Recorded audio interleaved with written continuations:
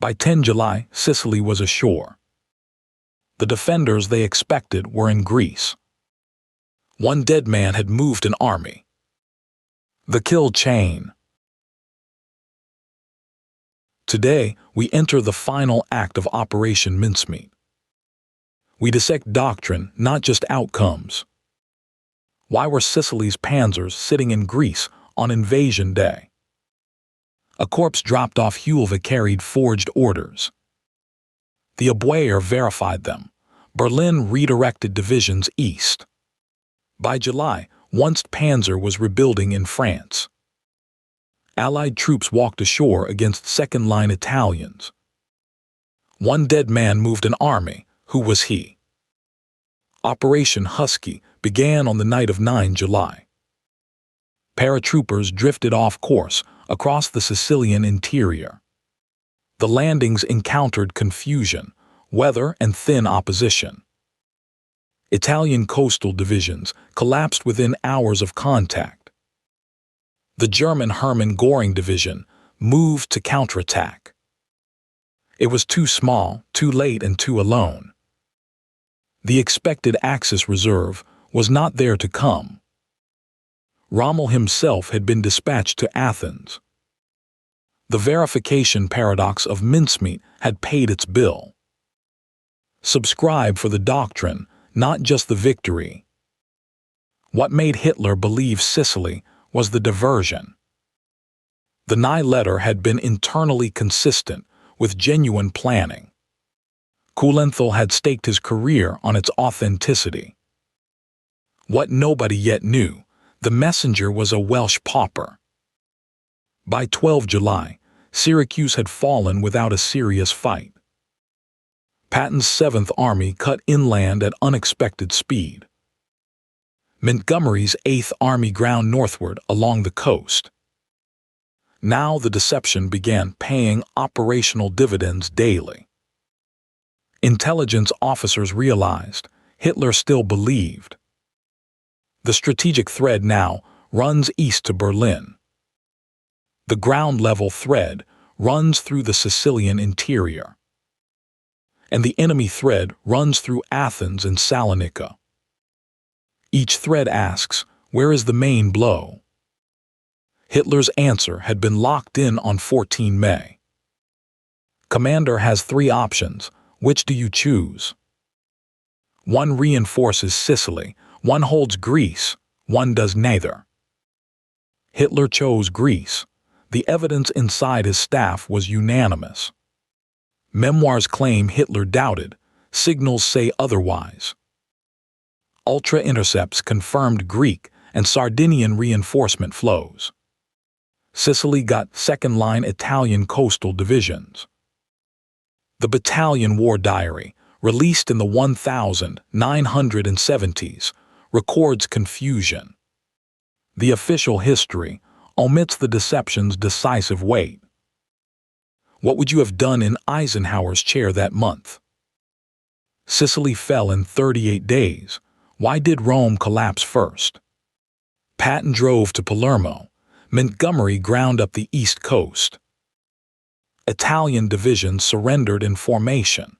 German rearguards bled east. On 25 July, the Grand Council removed Mussolini.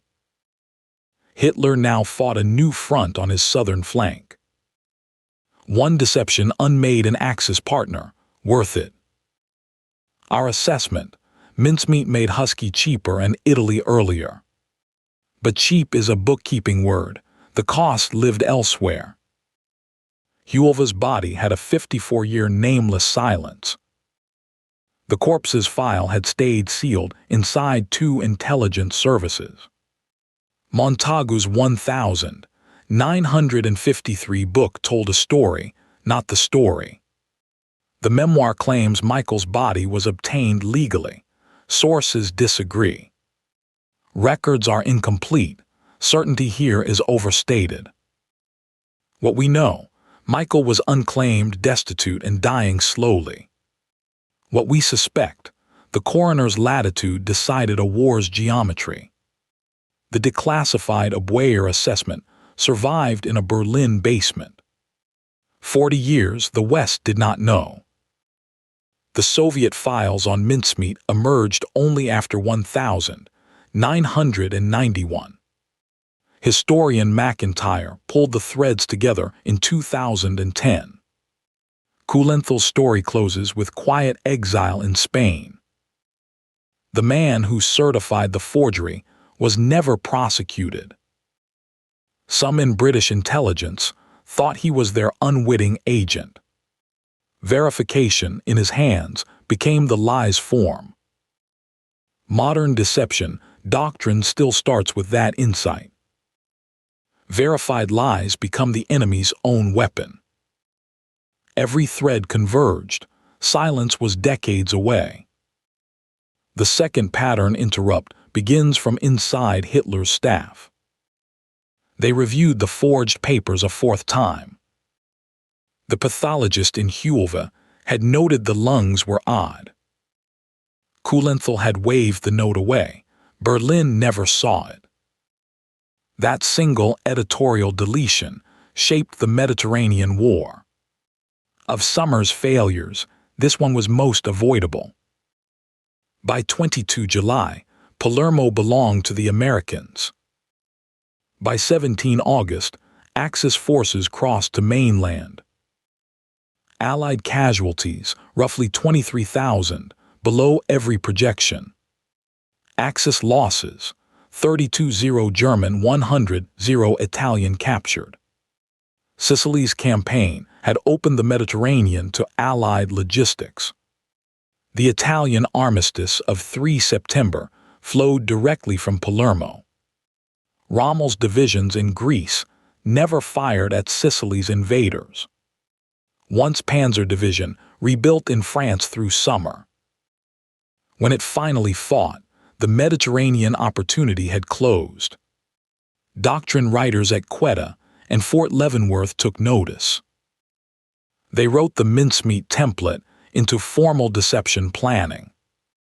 Every subsequent major Allied operation used a deception plan.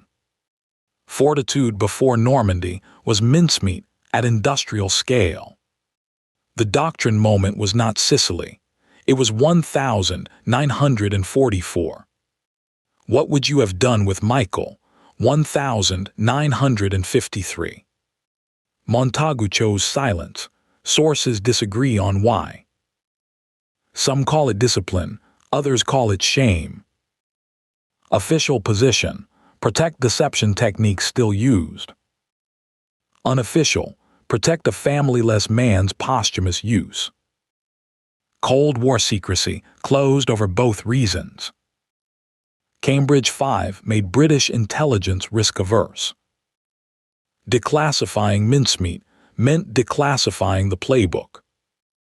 That risk calculus was not costless either. Every thread converging, reckoning still decades away. In 1996, researcher Roger Morgan found the real identity. A coroner's record, a Welsh address, a homeless registry. A coroner's note, Welsh address, homeless registry. The British government confirmed it in November that year. The cemetery in Glyndwr prepared to amend the headstone.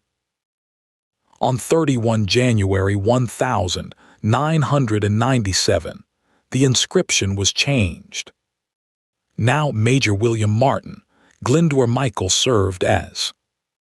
Officers at the grave now knew both names. 3 short sentences, 54 years silent. The reserve was committed. No fallback position existed. At 600 that morning in Glyndwr, the order came. At 800, the new stone was set. At noon, a small delegation stood at attention. The Royal Marines' bugle sounded over foreign soil. No flash of battle, no artillery, no radio static. Only the quiet sentence of the stonecutter's work. The sealed archive file transferred to public release. Every classified deception file carries such a name. Some will never open, some already have. By 1400, the ceremony was over. Mincemeat's doctrine legacy was by then 40 years deep. Fortitude South, Operation Quicksilver, Bodyguard, Titanic. Each name on the list descends from the Hulva beach. Modern information warfare descends from that beach as well. Cyber deception still teaches the verification paradox. If the analyst confirms the lie, you win. Kulenthal's assessment became the template, still is. The cost of templates lives in unmarked registers. Operations with unclaimed human material stayed classified. One name stayed sealed 54 years, whose? The corpse off Hulva had fooled Hitler's staff. Montagu wrote the book in 1953, omitting everything. The Welsh pauper behind Major Martin stayed classified. In 1997, Hulva finally engraved Glyndwr Michael's name. Why was silence longer than the operation itself? Because the silence was not only protecting methods, it protected the institution's relationship to its dead. Mincemeat saved thousands of lives. That is defensible. It used a family-less man. That is true. Both sentences belong in the analytical verdict. Assessment: yes, the operation was worth it. Assessment: no, silence about Michael was not strategic. The evidence points one way: it was shameful. Historians disagree. Our position stands on evidence. Sicily fell, Rome fell, Mussolini finished, South opened. One letter, one body, one verification paradox. Full tactical breakdown with sources in our series. Your verdict: necessary deception or debt still owed? Tell us in the comments. The debate is not closed. Some secrets were kept because they were shameful.